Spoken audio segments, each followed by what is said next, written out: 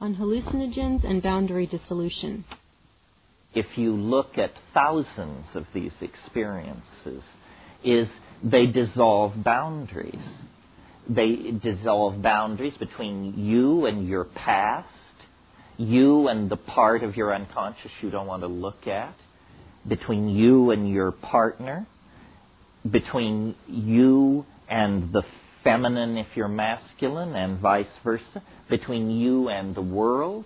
All the boundaries that we put up to keep ourselves from feeling our circumstance are dissolved.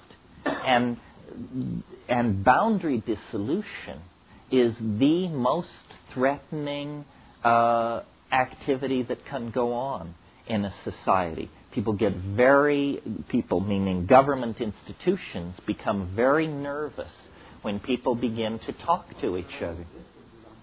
Yes, the whole name of the Western game is to create boundaries and maintain them.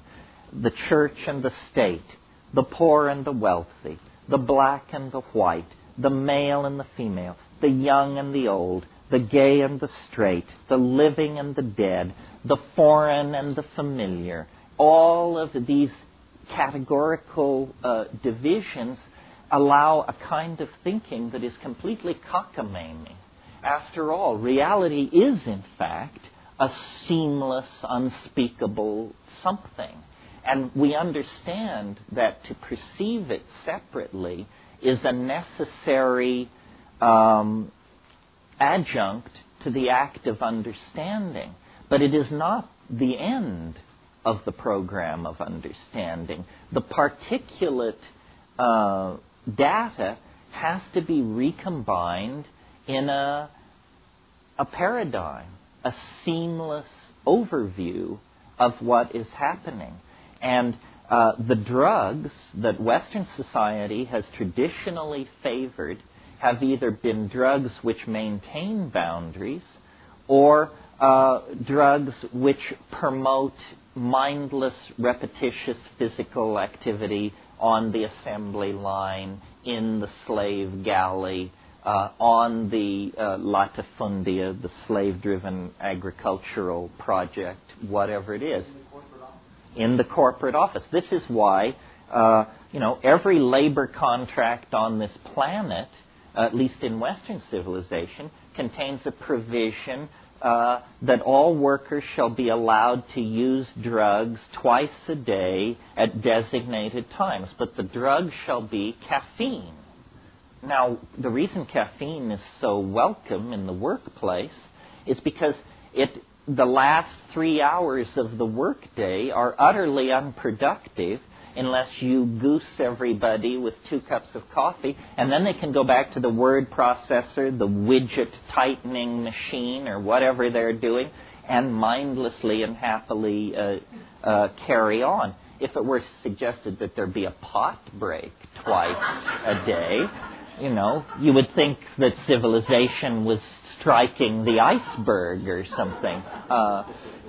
And alcohol, like our society is an alcohol, red meat, sugar, and tobacco culture. And all of these are forms of speed, basically, in the way that we use them. I mean, yes, you can tranquilize yourself on alcohol, but you're pushing toward levels where a lifetime of tranquilizing yourself on alcohol will be a short lifetime if you use it that way. So there's a lot of tension in society between the great exploring soul and the assembly line citizen. The citizen is defined by obligation and by the boundaries that define, the next citizen, either because it's neighbor or worker or employer or something like that. And the grand exploring soul is marginalized as an eccentric, or if necessary, more seriously marginalized as mad in some way. I mean, madness basically up until the level of physical violence means you are behaving in a way which makes me feel uncomfortable. Therefore, there's something wrong with you. Yes.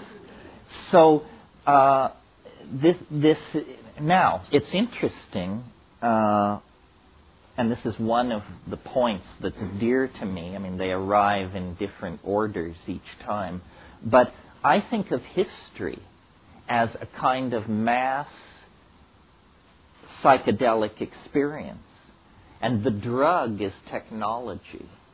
And as technology gets more and more perfected as a mirror of the human mind, the cultural experience becomes more and more hallucinatory.